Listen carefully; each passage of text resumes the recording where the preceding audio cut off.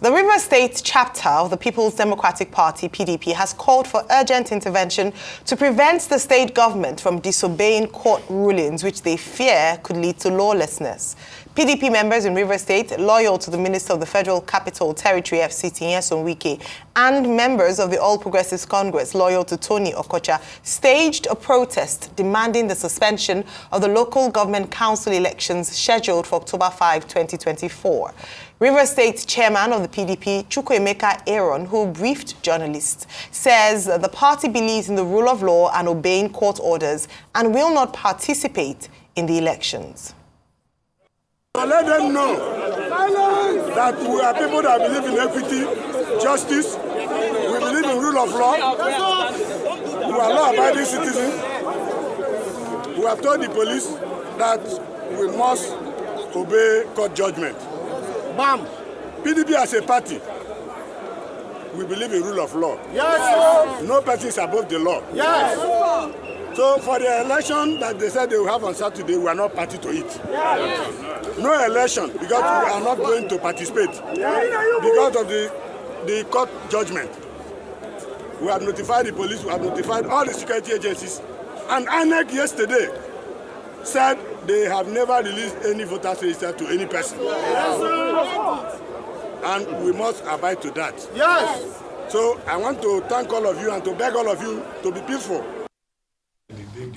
Joining us as we revisit yet again the political crisis in Rivers State, the recent court rulings and the protests demanding the suspension of the local government council elections is Professor Ritchard Nwokocha, Associate Professor of Constitutional Law, Rivers State University in Port Harcourt.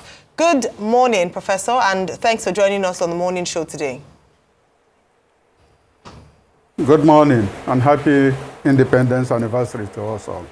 Well, Professor Nwokocha, as we speak, the governor of Rivers State, yes, Governor Fubara, is holding a press conference concerning tomorrow's election. Okay. There's so much uncertainty, there's so much confusion. The governor's party says it's boycotting the election. The APC, Nwokocha faction, says their faction will also boycott the election. Loyalists to the governor, they are running for the local government election on the platform of another party, Action People's Party, APP. Now, this has been described as a showdown between Minister Wike, the godfather, and Fubara, the godson, over the control of the political structure in Rivers State. On top of all of this, the police, the Nigerian police force, speaking through Grace Nwokocha, spokesperson for the Rivers State Police Command, says, well, the police will not be part of it. They will respect a September 30 Federal High Court ruling. The Fubara camp is quoting a State High Court ruling. Two different courts, different rulings, confusion galore. Do you think that the local government elections tomorrow will hold in Rivers State? Well, at the level of individual thoughts, from what I am seeing, I think the local government election is going to hold tomorrow. From what I am seeing on ground, preparations by the RISIEC and announcements that press briefings that the RISIEC has done, that's the Rivers State Independent Electoral Commission. It does that election is holding tomorrow from those points. No, I need you to comment also on these conflicting court judgments that people are cherry picking between the State High Court and the Federal High Court, and then the role of the police in all of this. Federal High Court. I quoted Grace Nwokocha. Yes, you did. Now, I think it's been some time coming now, and the issue of judgments, especially judgments from specific sections appearing to go with that section and the other being the same. That seems to have been on for quite some time now, and we have talked on other interviews touched on such things. Now, the sad reality is that the High Court of a state, as well as the High Court of the Federal Capital Territory and the Federal High Court, are courts of equal jurisdiction. They are even at that level with the National Industrial Court and some other courts. So they are courts of equal jurisdiction. And courts show that a High Court in the state earlier in September made an order compelling Ritchard to work with the 2023 voters register from INEC and asking all necessary institutions of state to perform their constitutional duty. Now, that did not even need to be ordered by a court because it is the constitutional duty of the state to provide those services, security. And then on 30th of September, we have a federal high court in Abuja speaking to INEC and to the police and agreeing that Ritchard should only conduct the election where it has complied with laws. Notices have been given and all that. I was compelled in preparation for this interview, just browse on Google, and I saw that on 1st of July 2024, INEC issued public notice about the conduct of election in November 5. That's about 3 months and 5 days notice. And so I don't know, perhaps courts work with evidence before them. Perhaps those relevant informations were not brought before the court in Abuja when it made the order that it made. And then secondly, where you have an order made concerning something that has already been done, that injunctive order does not have effect. Injunction is not used against a completed act. There are other orders that a court can be asked to make over an act that has already been completed. The Ritchard says it got from INEC the register, 2023 updated register in July last year. INEC is saying, well, we have not formally given them in request of the letters, 2 letters we have received from them. We have not given them in response to those letters formally. So the man who has responsibility at this moment is not INEC, it is Ritchard.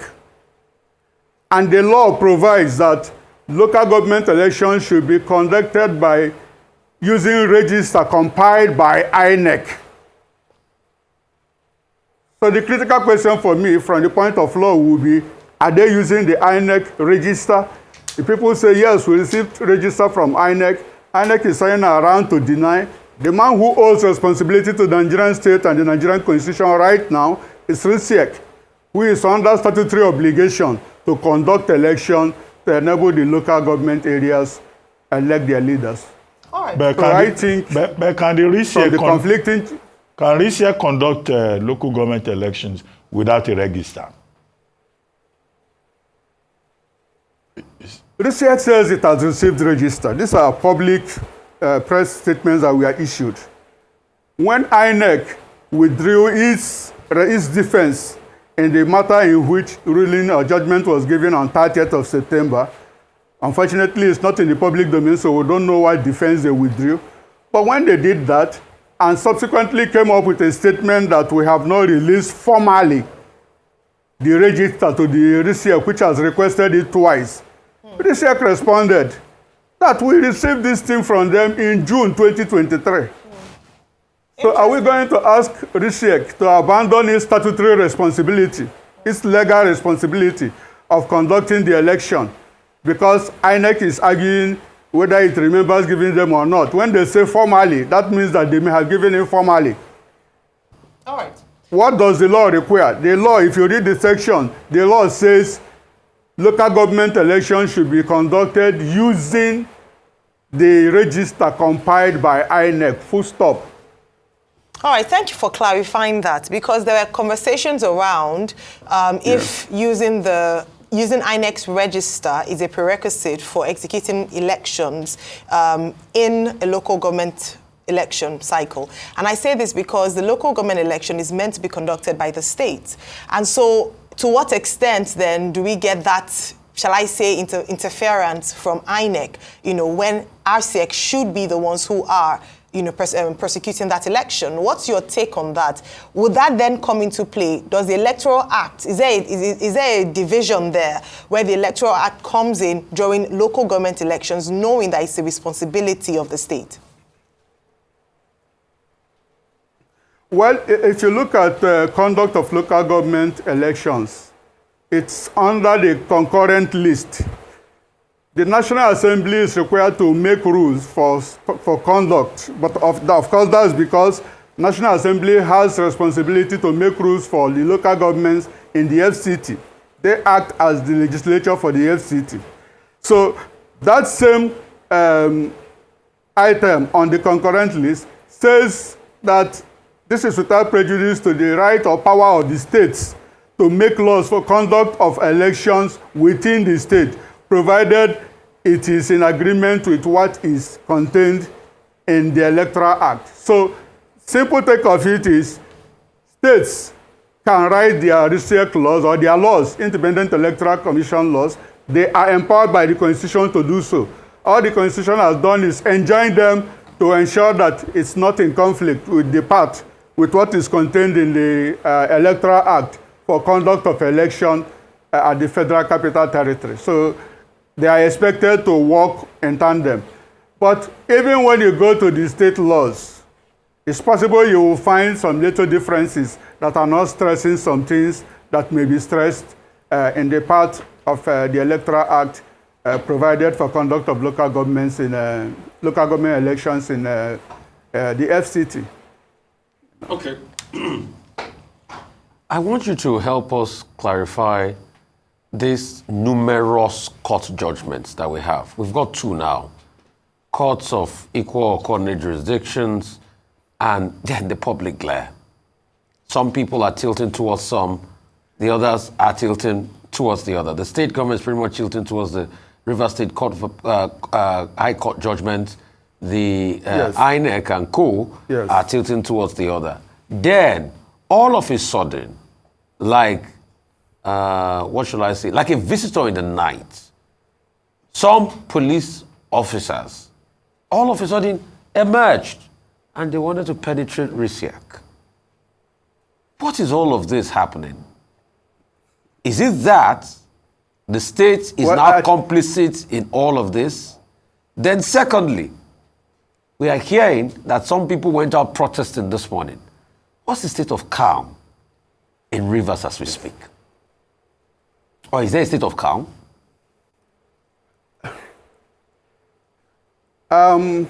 There has been no indication of any disorderliness in my part where I reside in Port Harcourt. But yes, I did hear that there was some demonstration yesterday by persons loyal to, by members, I think that was the official members of PDP and a faction of the members of APC. I have heard there was that demonstration yesterday that marched from somewhere, either their secretariat or Roundabout Road to the DSS office. That is correct. Why are we having these conflicting judgments? I am sure you know it is something that should not happen. In the first place, section, it means that someone is abusing the process somewhere, because the law itself provides that, I think that's section 84, subsection 15, provides that in no circumstance should a court make an order stopping the conduct of a party primary or an election over an issue before the court. And if you look at the grounds for challenging election results, that's election petitions, the ground that INEC, that there was corruption or that the electoral body did not comply substantially with the provisions of the law, of the Electoral Act, is part of the grounds for challenging the outcome of such election. The law even contains provisions that engaging in disorderly activities on election day is an offense. Trying to disrupt an election is an offense under the law. I think we are witnessing what we are witnessing, and we will all understand, I believe we will all understand that it's abnormal, completely abnormal. Okay, Prof. If a court has given a ruling with on a particular issue, remember, be mindful that the issue of jurisdiction is there. I agree that the parties before the Federal High Court were parties over which the Federal High Court has jurisdiction. INEC is a federal institution, the police is a federal institution, and the rest of them, but not RISIEC. Okay. Issues of RISIEC should be at the state High Court, yes. Okay, Prof. You know? So in all of this, you find that injustice is done by the conflicting decisions. Okay. And it doesn't, I mean, it's not a good sign for this country. Okay. Prof, state independent electoral commissions are a creation of Section 197 of the Constitution. Now, item 22 of the exclusive legislative list talks about their functions and all of that. Okay. Now, INEC has had cause to argue that it conducts elections into the 6 area councils in the FCT, and therefore it has the capacity to conduct elections at the state level. That's number one. Number two, many Nigerians have said, these local government elections, you know, just give government the opportunity to hijack, governors the opportunity to hijack. And we have seen examples in Gombe and in other states. On the basis of that, people are saying, take it away from the governors. Number three, Lateef Fagbemi, SAN, are, you know, fighting for the autonomy of the local government, either financial autonomy, has also had cause to say, look, this CX must go so that there will be better clarity and transparency in terms of performance. Do you agree with those proposals about how these elections at local government council levels are abused and that perhaps INEC should take them over? I will agree completely that something about the way every party in power in the states win all seats makes it clear that something is wrong. I think apart from one that was conducted by ex-governor El-Rufai in Kaduna State, where some opposition parties won some seats because they tried something more modern. Apart from that, in nearly all the states, party in government in the states win virtually all seats in the state. It definitely raises concern. The solution to that concern, will it be INEC? That will be a different question. There is still a huge issue now about the last election INEC just conducted in Edo State. It does not seem to have presented a performance that is a solution to what we are complaining about at the local government level. You haven't also forgotten the hula baloo in the country about whether or not the last general election was transparent. So if you want to solve a problem and you want to get a doctor that has track record or at least competence and qualification to solve the problem for which you are bringing the doctor. Now, it is true that INEC conducts local government elections for the FCT. That's because the FCT is under the legislature, the national legislature, and so it is responsibility of exclusive list, part of the responsibility under the exclusive list of the National Assembly. And the INEC will have to conduct that. So it doesn't do that because it's a very simple thing to do. It does that because the law requires it to do so. But that same law provides for the state to set up identical bodies, as you said, in the relevant part of the Constitution. State independent electoral commissions are created or recommended to be in existence. So without changing those laws, without amending the Constitution, you cannot actually even say INEC should go and conduct elections in local governments. You can't even just create a local government elections commission. How will it stand with what is established in the Constitution and concurrent list which says the states should set up such bodies? So I think you need a holistic constitutional amendment for that part before you can even try to do anything like that. What INEC is empowered to do in local governments is in local governments of the FCT, which falls under their jurisdiction because they are creations of the National Assembly, which is exercising exclusive list powers. All right, so I hear you, and I'm sure a number of people would agree with you. The solution might not be INEC, because INEC has its own challenges, comes under a number of criticisms as well when it comes to election cycles. Yes. What then is the solution? Because a lot of people thought that Electoral Act 2022 would be the game changer. In fact, was touted to be the game changer and would change the way in which elections are prosecuted in Nigeria. But that doesn't seem to have happened. What other things need to be done? Because if we don't fix our institutions, if we don't fix the laws that that establish these institutions or govern the way that they work, we will still have the same challenges happen election cycle after election cycle. What would be your recommendations? Well, for a very long time, I've been saying we need to complete the electoral reforms. I don't understand what is peculiar about Nigeria, that elections cannot be conducted as is conducted in Ghana, around us here, Cameroon, United States of America, Canada, UK, everywhere. There is no rocket science about election. It's simply about letting the people vote and the votes determining the outcome of the election. Now, at the point where we are using the card reader, we are using all the facilities, we have even amended our constitution to allow us go full electronics. So what is wrong with real-time voting?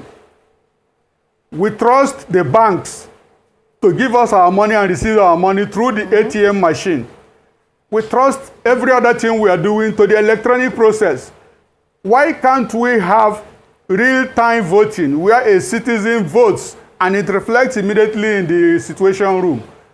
And even a person monitoring through the phone will see that this candidate or this party has gotten one vote.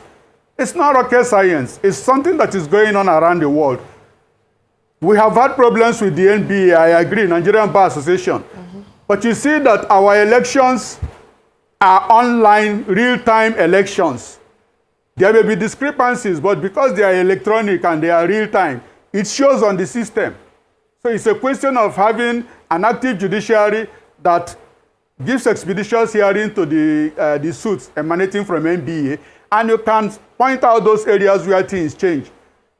There is a limit to what you can do through real-time voting. It will also eliminate brigandage, snatching of ballot boxes and all that, because citizens can vote at home. Very few will go to election centers who need guidance to go and vote at polling units. Okay, Prof. So why can't we get there? The world is there. It's not new. Prof, let me just make you laugh a bit. I want to make you laugh a bit. The seeming real-time election we even have, which is supposed to be the IREV, we have elections where what is on the IREV is different from what INEC collates. And the IREV is supposed to be a representation of the election. Why can't we empower the real-time voting? The real-time voting, and let's make IREV the hub for collation, and we even can INEC just announce what is on IREV. That's number one. Number two, why I said I wanted to make you laugh. The Americans we learn the democracy from. They have election institutions up to the county level. So in a presidential election in America, it is the states and the county, the local government's election monitoring unit or election association that counts the election. Can't we have a scenario here in the spirit of the states that it is the states that organizes even governorship election? Because if RESEC is of the states, then definitely they should be able to organize governorship election since they are already doing election across all the local government. And it is the local government they count the election results to even have that of who becomes the state governor in the first place.